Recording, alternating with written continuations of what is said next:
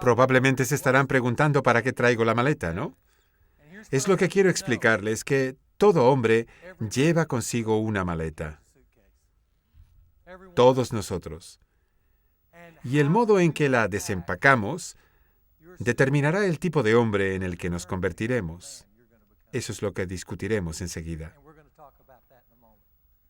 Lo que pensaba hacer esta mañana, a modo de introducción, es comenzar con una serie de preguntas que he encontrado en el libro de Dave Barry, A Guide to Guys, una especie de manual para entender a los hombres. Barry opina que está apareciendo una nueva raza de hombres y ofrece un cuestionario para determinar qué clase de hombres son ustedes. De modo que voy a leerles las preguntas y así podrán contestar a este cuestionario de opción múltiple y ver dónde se encuentran en la escala de la hombría.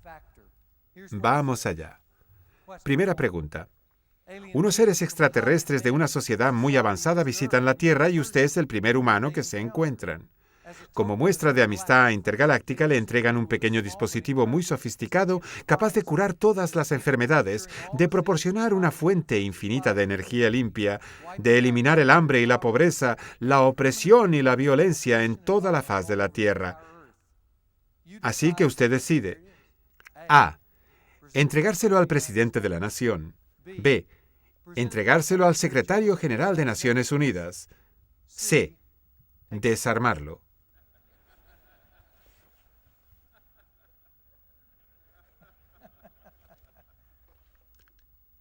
Segunda pregunta. A medida que se hace mayor, ¿qué cualidad de su juventud echa más de menos? A. La inocencia.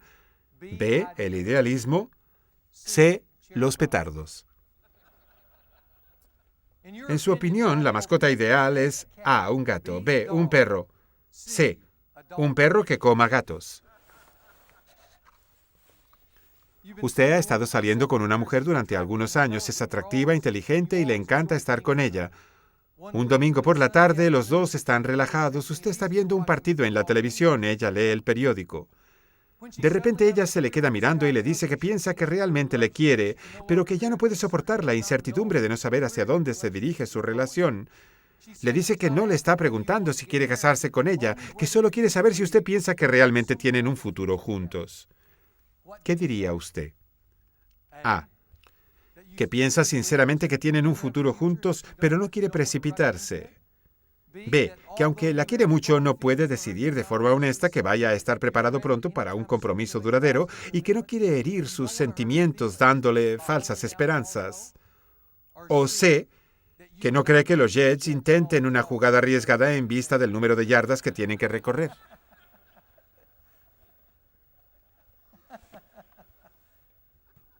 Una mañana su esposa se levanta muy enferma y le pide que prepare a sus 3 hijos para ir a la escuela.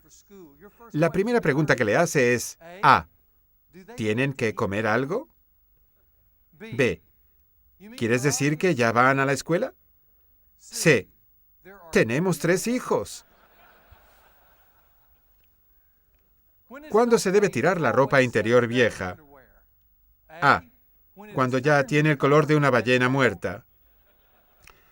B. Cuando tiene unos agujeros tan grandes que ya no sabe cuáles son los de las piernas. O C. Un hombre de verdad nunca debería tirar su ropa interior por muy vieja que esté. Bueno, tal vez esto les ayude a saber dónde están en la escala de convertirse en un hombre de esos. O si más bien están en el proceso en el que estamos inmersos, y el proceso en el que estamos inmersos es la búsqueda de una masculinidad auténtica.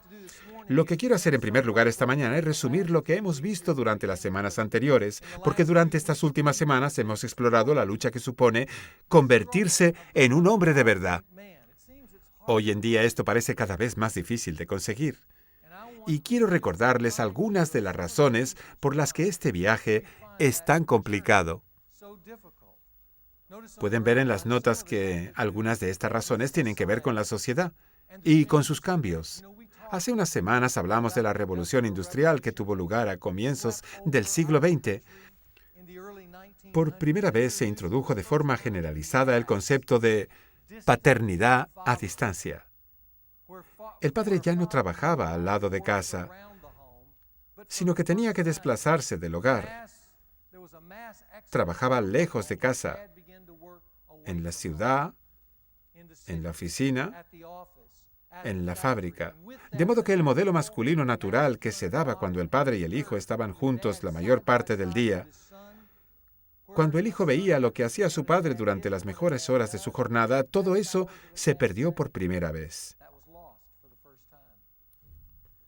De modo que la educación del hijo quedó en manos de la madre y del mundo de las mujeres.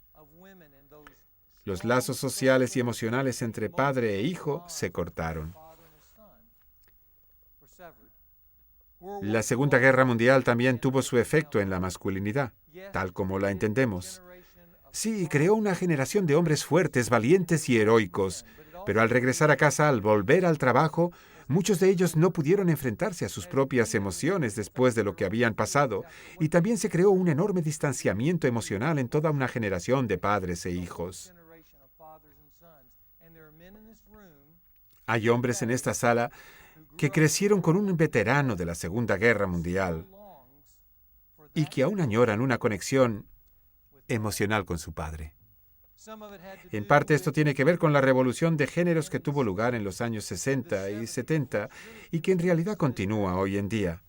Una revolución que redefinió y amplió el mundo de la mujer de un modo significativo, pero que al mismo tiempo redujo e incluso destruyó por dentro el mundo de los hombres. Y aquí nos encontramos, en la primera parte del siglo XXI, preguntándonos qué es un hombre, qué se supone que tiene que hacer y cuál es su papel, sobre todo con respecto a la mujer, porque parece que hoy en día los papeles se han invertido. Anoche vi un anuncio de un coche. Me gusta ver anuncios porque dicen mucho de la escala de valores de la sociedad. Así que en este comercial se ve un coche precioso que llega a una gasolinera y curiosamente quien lo conduce es una mujer joven y elegante. Su novio va en el asiento del acompañante y sale del coche para ponerle gasolina. Entonces, cuando él sale, ella utiliza el dispositivo automático que hay en el salpicadero para mover el retrovisor lateral y ajustarlo de manera que pueda ver el trasero de su acompañante.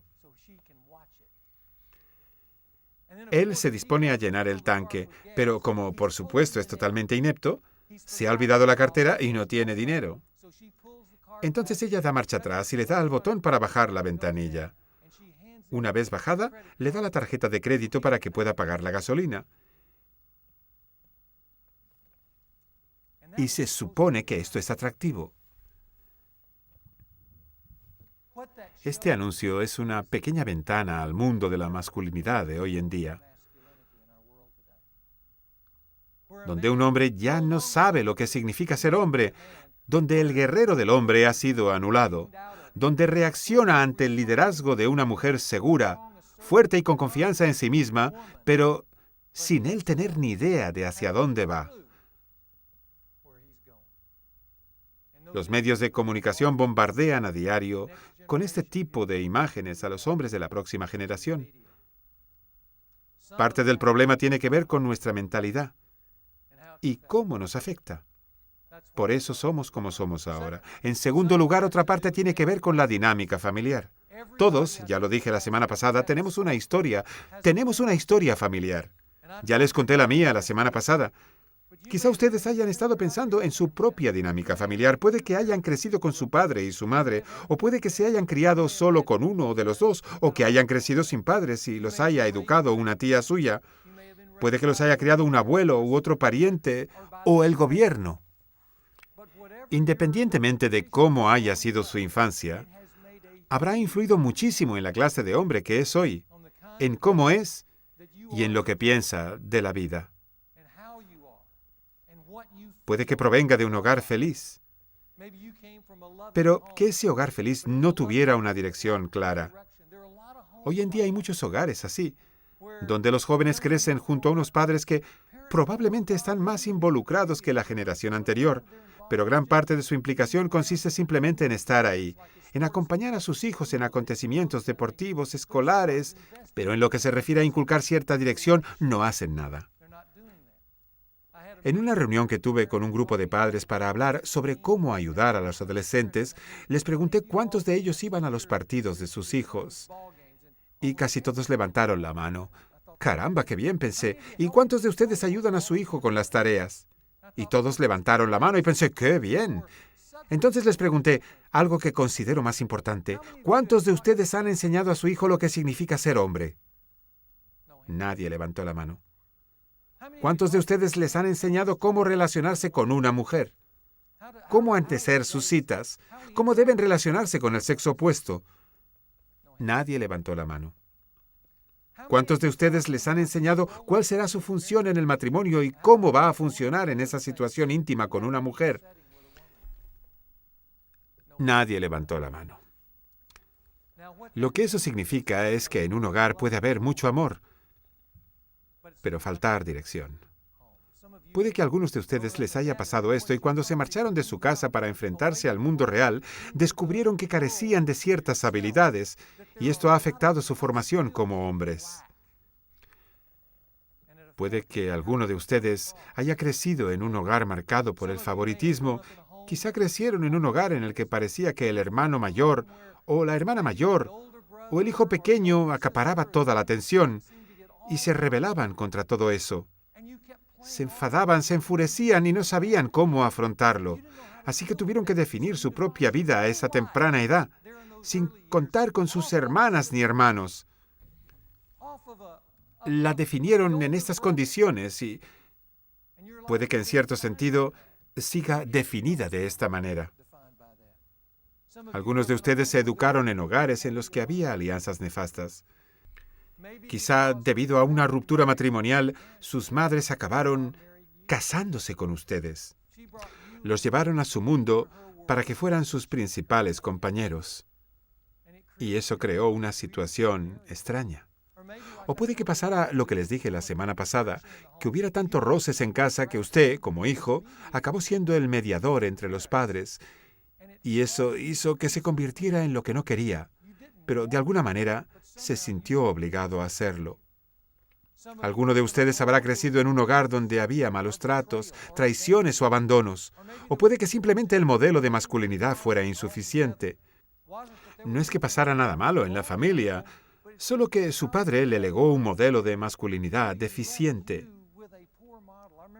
Cuando yo iba a la escuela superior, al salir de clase, solía irme con un amigo a su casa para jugar a baloncesto al lado del garaje. Todos los días veíamos llegar a su padre del trabajo. Tenía un puesto alto y bien pagado, y siempre hacía lo mismo. Llegaba a la casa con su maletín, nos decía hola, se dirigía a un armario, lo abría, se servía un whisky con agua, se sentaba en su butaca de cuero y allí se quedaba bebiendo el resto de la tarde. Hacía lo mismo todos los días. Si a mi amigo, después de haber crecido en esa casa, le hubieran preguntado al irse de allí qué es un hombre, se habría dado la vuelta y habría dicho, ahí lo tienen. Solo quiero que sepan que ese tipo de experiencias es decisivo para la clase de hombre que son hoy en día. Mirar atrás para revisar nuestra dinámica familiar es muy importante, como ya dijimos la semana pasada, por una razón fundamental. Porque no se puede cambiar lo que no se comprende. Es muy importante que comprendan la dinámica de sus familias para cambiar lo que necesite algún ajuste.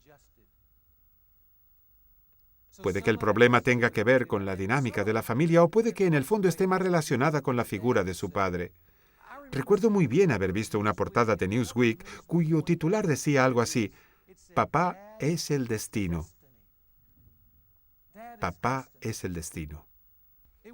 El artículo del interior decía que en la unión del óvulo y el espermatozoide, el cromosoma del padre es el que determina el sexo del bebé, si será niño o niña. Pero ese artículo decía algo más importante, y es que los investigadores habían demostrado que la presencia del padre en la familia determina si un hijo varón será masculino o si será pasivo o afeminado. Y es la presencia del padre en la familia lo que determina si una hija será femenina o será demasiado asertiva, promiscua o tendrá una apariencia masculina. Todo eso depende de la presencia del padre. Es así porque el papá es el destino. Sin embargo, aquí estamos de nuevo en la sociedad en que vivimos. Cada vez en más hogares americanos el padre está ausente. En 1960, el 17% de las familias en Estados Unidos carecían de padre y ahora, a principios del siglo XXI, el 40% de las familias estadounidenses carecen de padre. El padre es el destino, y sin el padre, los hombres pasan apuros. Muchos de los apuros de los hijos, de los que hablaremos en las próximas semanas, tienen su origen en la vida del padre. He mencionado 3 aspectos: la sociedad, la dinámica familiar y el padre. ¿Cómo se pueden superar ese tipo de problemas? ¿Cómo se resiste a la tentación de entregarse a esas fuerzas que acabo de mencionar o a considerarse víctimas de ellas? No quiero que se hagan las víctimas. En las próximas sesiones hablaremos precisamente de cómo superar esas cosas y de cómo afrontar la masculinidad auténtica. Creo que la masculinidad auténtica gira en torno a 3 elementos clave. La sesión de hoy la dedicaremos sobre todo al primero de ellos. A los otros 2 solo me referiré brevemente, así que empezaremos con el primero, el que vamos a desarrollar a lo largo de esta mañana. El primero es afrontar los asuntos pendientes del pasado. Afrontar los asuntos pendientes del pasado. Fíjense bien que no estoy hablando de culpar al pasado de lo que soy. No se trata de buscar un culpable a toda costa. Es mucho más importante que eso. Yo me refiero a ponerse en contacto con el pasado y entenderlo para poder ser el hombre que necesito ser y poder cambiar las cosas que necesito cambiar.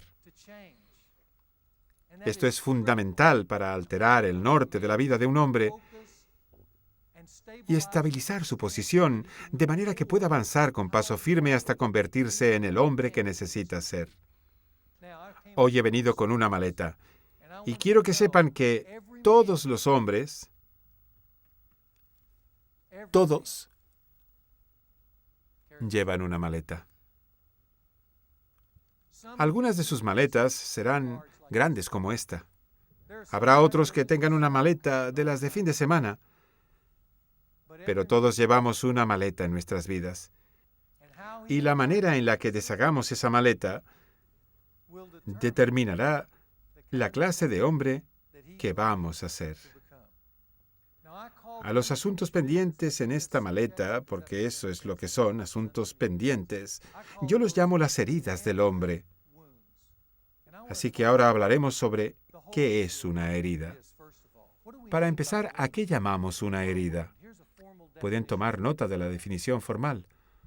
Una herida es cualquier asunto sin resolver que, al no darse por zanjado, afecta negativamente a la dirección y la dinámica de la vida de un hombre. Se lo repito, una herida es cualquier asunto sin resolver que, al no darse por zanjado, afecta negativamente a la dirección y la dinámica de la vida de un hombre. Hace muchos años, cuando mi hijo Garrett estaba en su penúltimo curso de secundaria, salió un día a jugar al baloncesto con otro amigo. Decidieron ir a uno de estos gimnasios que tienen varias canastas portátiles.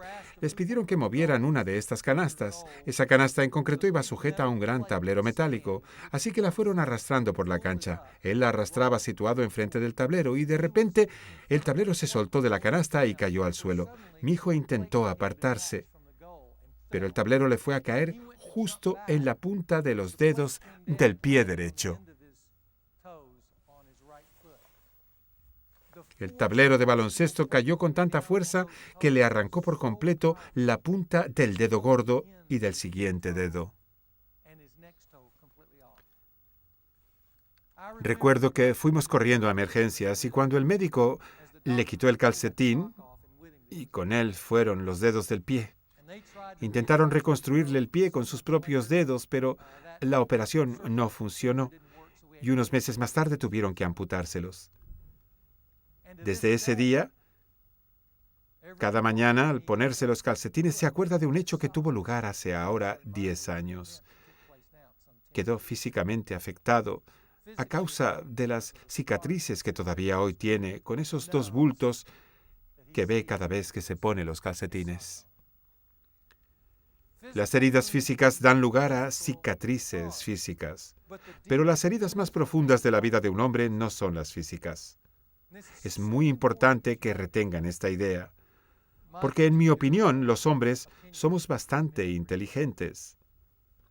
Las heridas más profundas en la vida de un hombre son las heridas de su alma, que además en muchos casos no llegan a curarse. Son el resultado de un cúmulo de circunstancias que no elegimos, no son de nuestra elección o a veces sí lo son, pero dejan heridas abiertas que siguen afectando nuestra manera de vivir. La reacción instintiva de un hombre que tiene una herida en el alma es simplemente actuar como si no la tuviera, ocultarla y seguir con su vida, cuando lo que realmente ocurre es que tenemos una herida que no curamos. Algunos de los asuntos pendientes del pasado nos afectan bastante, pero tendemos a intentar compensarlos. Como lo haríamos si hubiéramos perdido los dedos de un pie, caminaríamos más erguidos para intentar compensar la pérdida. Las heridas del alma intentamos compensarlas con el modo en que vivimos nuestra vida. Por ejemplo, si han crecido en un ambiente de mucha confusión y lo han pasado mal, ¿saben qué hacen algunos hombres en esa situación? Intentan compensarlo haciéndose insensibles. Simplemente ponen una tapa a sus sentimientos. Esto les ayuda a soportar mejor los años difíciles. Sin embargo, es muy difícil, por ejemplo, crear relaciones estrechas con otras personas o intimar con tu esposa o mantenerte unido a tus hijos cuando no puedes sentir. En algunos casos, al poner una tapa a nuestros sentimientos, ocurre que el dolor quiere salir afuera, así que para compensarlo algunos tienen que buscar mecanismos de defensa, como pueden ser las drogas, las pastillas o el alcohol, o bien experiencias placenteras como el sexo o la pornografía, para contener el dolor al que no se quieren enfrentar. Eso quiero decir con una herida abierta. Hoy en día, la mayoría de los hombres llevan en su interior alguna de las siguientes 5 heridas. He aquí la primera. Echemos un vistazo a nuestra maleta por un momento. Voy a utilizar esto como un símbolo. La herida del padre ausente. Cuando hablo de padre ausente me refiero tanto al padre que no ha estado presente como al padre que ha estado presente pero sin estarlo. En los años 60 solía escuchar una canción en la radio que hablaba de esta herida. Decía algo así: mi hijo cumplió 10 años el otro día y me dijo, gracias por la pelota, papá. Vamos a jugar. ¿Puedes enseñarme a lanzarla? Le dije que no podía, que tenía mucho que hacer y me dijo que no pasaba nada. La cuchara es de plata y el gato está en la cuna. El niño está triste y el hombre en la luna. ¿Cuándo volverás a casa, papá? No sé cuándo será, pero entonces estaremos juntos, hijo. Sabes que lo pasaremos bien. Esto es de los 60. Ahora estamos en el siglo XXI y el dolor de los hijos que tienen esta herida se ha hecho más intenso y más agudo. En aquel entonces solía escuchar una banda llamada Everclear. Esta banda ha escrito una canción sobre padres e hijos de esta generación. Quiero que escuchen atentamente lo que dice. Padre mío, dime, ¿dónde has estado? Padre, llévame de vuelta a los tiempos en los que yo era tu chico favorito, justo antes de que te fueras. Recuerdo el azul del cielo cuando paseaba por el barrio. Me encantaba que me levantaras con tus brazos. Me encantaba oírte hablar. Me llevabas al cine, me llevabas a la playa, me llevabas a un lugar al que ahora no consigo llegar. Padre mío, dime, ¿a dónde fuiste? Tenías el mundo en tus manos, pero no parecías darte cuenta. Padre mío, dime lo que ves cuando miras tu vida malgastada y no eres capaz de verme. Mi padre me puso un nombre. Mi padre me puso un nombre y luego se fue. Mi padre me puso un nombre. Nunca estaré seguro. Nunca estaré en mi sano juicio. Siempre me sentiré raro. Siempre seré un lisiado. Mi padre me dio un nombre y luego se fue. Mi padre me dio un nombre y luego se fue. Mi padre me puso un nombre y luego se fue. Y cuando se fue, dejó una herida enorme en mi vida. Muchos jóvenes nunca han resuelto este asunto pendiente con papá. Es tan fácil enfadarse entre tanta confusión, ocultar los sentimientos y pretender que el dolor desaparecerá. Pero les voy a decir una cosa, no se irá hasta que se le haga frente de la forma apropiada y se dé por zanjado para luego poder llevar una vida de masculinidad auténtica. A eso me refiero cuando hablo de la herida del padre, que es tan importante en los jóvenes. En segundo lugar está lo que llamo la herida del vínculo demasiado fuerte con la madre. Denme un momento para ponerme esto.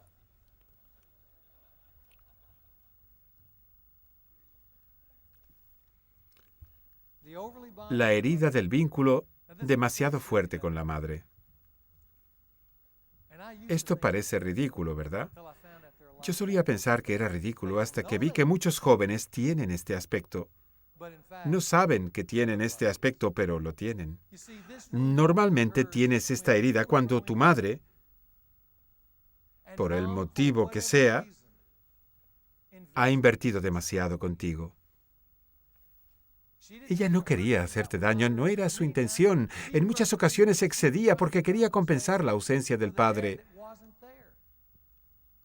O quizá el padre no ponía mucho interés, así que ella se involucraba en tu mundo demasiado y te cuidó en exceso y te controló en exceso e intervino en tu mundo en exceso. Estableció un lazo afectivo demasiado fuerte y cuidó de ti demasiado. ¿Saben cuál es el resultado? El resultado es que los jóvenes se enfrentan a la vida heridos por el vínculo demasiado fuerte con su madre. Suele haber una o dos reacciones más o menos comunes en este tipo de situaciones. Puede que el hijo rechace el control y luche contra él porque no le gusta, así que adopta la actitud de no voy a permitir que me controlen, especialmente las mujeres. Este hombre no se relacionará fácilmente con las mujeres porque tiene que dominarlas o bien les tiene miedo, ya que ve la sombra de su madre en todas y cada una de ellas. O como hacen muchos otros jóvenes de hoy, es posible que se rinda ante el control y sucumba a este poder al que ha estado vinculado en exceso, aunque ya tenga 25, 35, 45 o 55 años.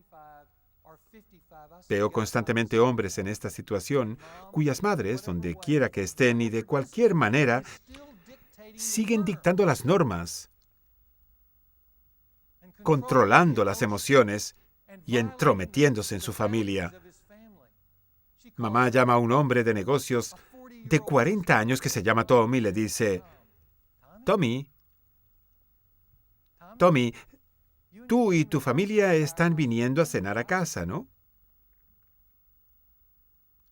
Y su mujer odia eso, porque él no es capaz de decir que no, porque no tiene ningún límite establecido con su madre y no sabe por qué. Pero quiero que sepan que empiezo a comprender por qué. La razón es que él tiene la herida del vínculo demasiado fuerte con su madre. Hay una tercera herida que se llama la herida de la desconexión con otros hombres. Ya hablamos de ella brevemente hace algunas semanas. Se supone que los hombres tenemos que escalar una montaña, la montaña de la masculinidad, y se supone que lo hagamos amarrados a otros hombres por una cuerda, que tenemos que tener atada bien fuerte. Necesitamos estar atados a otros hombres para poder subir la montaña de la masculinidad auténtica. Sin embargo, muchos de nosotros tenemos la cuerda rota y estamos solos. No tenemos buenos amigos conectados a nosotros que tengan acceso a nuestra vida interior. Sí lo tienen a la parte superficial, pero yo me refiero a nuestra vida interior. Así que cuando estamos confusos, nos las tenemos que arreglar solos. No tenemos buenos amigos conectados que nos feliciten por las cosas nobles de la vida.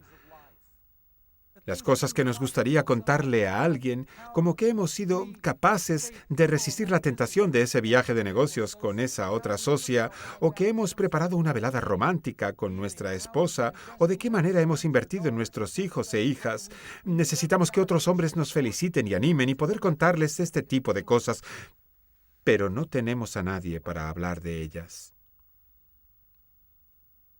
¿Quién nos iba a escuchar? Pensarían que somos cursi.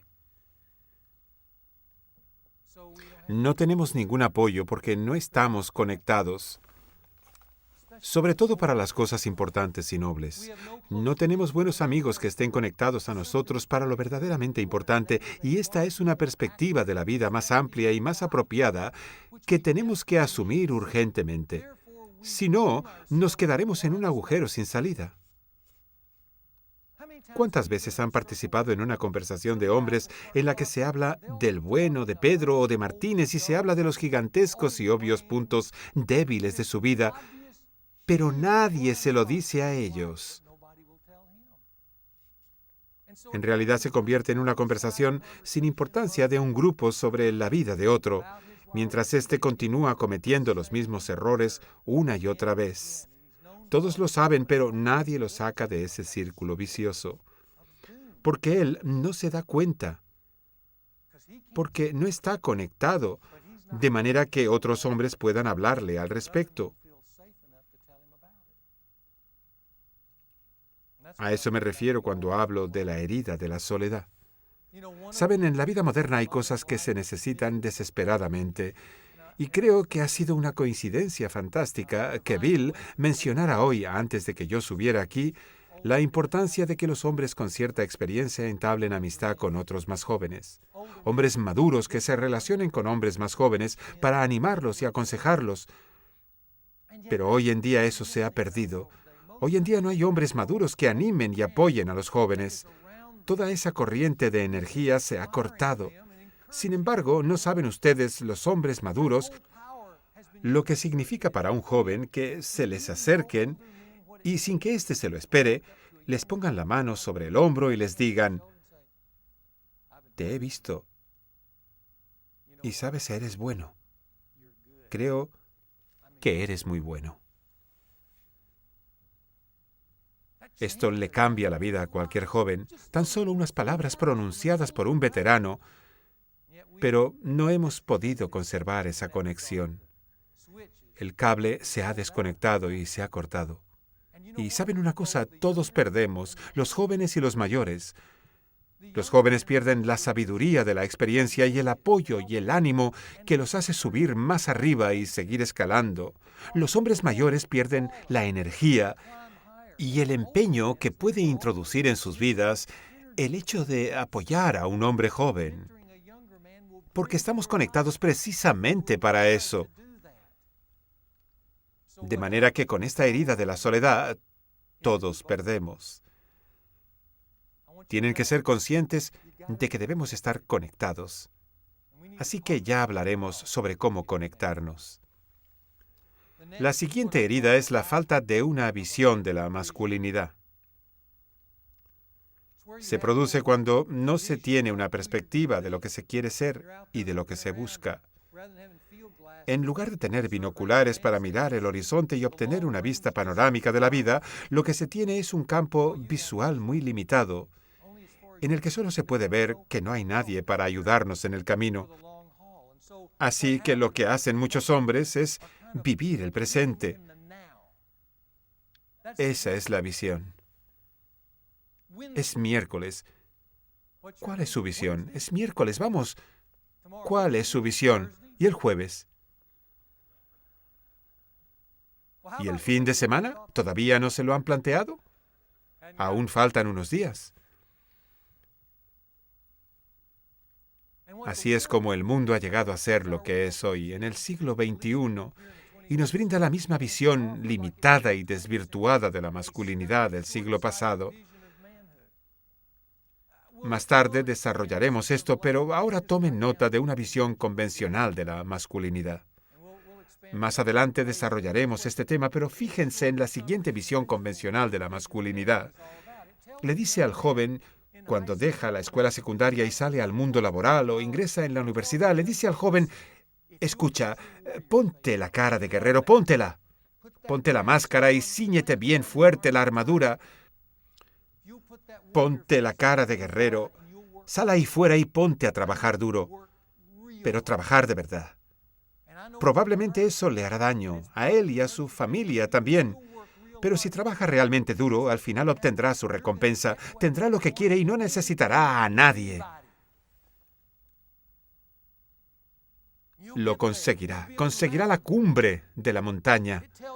Según esta visión, una vez que se alcanza ese estado aislado y autosuficiente de prosperidad, el hombre se siente feliz y satisfecho.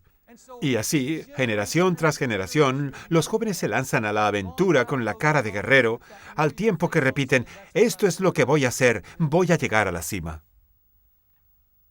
Ya sea a los 35, a los 45 o a los 55, la mayoría se rinde y piensa, esto no funciona, nunca lo conseguiré. Entonces se sienten decepcionados de sus vidas. Los pocos que lo consiguen, los pocos que llegan a la cima, los que lo han hecho todo para tener lo que quieren y no necesitan a nadie, descubren la cruda realidad. Que la visión convencional de la masculinidad es una mentira. ¿Y ahora qué?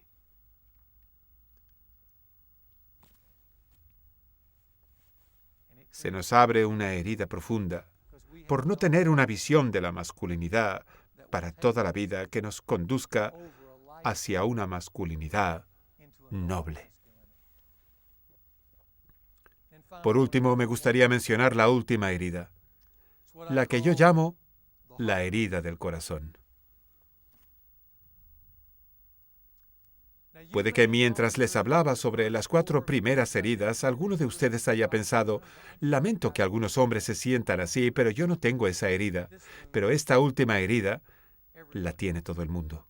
Porque no es producto de cómo nos criaron o enseñaron. Todos nacemos con esta herida. Es una herida innata. Desde el principio de los tiempos, el hombre se ha preguntado por qué está predispuesto a hacer el mal. No hace falta ser un filósofo para plantearse este tipo de cuestiones. Piensen por un momento. ¿Nunca en su vida se han preguntado por qué a veces llegan a hacer cosas que no quieren hacer, que saben que no están bien? ¿Por qué pierden el tiempo en cosas que saben que les van a hacer daño a ustedes y a sus familias, pero siguen haciéndolas? ¿Por qué pierden el control? ¿Por qué no hacen lo que está bien? ¿Por qué se dejan llevar por la tentación y por la rabia?